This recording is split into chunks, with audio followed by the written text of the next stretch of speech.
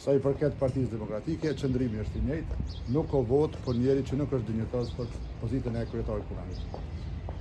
Për formën e votimit, nëse veç prapë është njëjtë, nëse tentohet prapë që të bëhet ajo maskarada e skaluar, prapë veprimi do të jetë i njëjtë.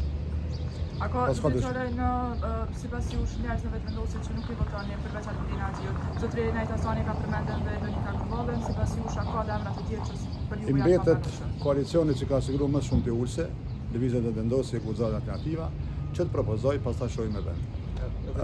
Është çështje e vullnetit politik tyret a ecet përpara jo. Ekzistojnë mekanizma për bashkëpunim ndërpartijak, në mënyrë që të gjejmë një zgjidhje, po mungon vullneti për shkak se nuk i kanë numrat për qeveri. Kjo është arsyeja vetme dhe nuk ka shpjegim tjetër.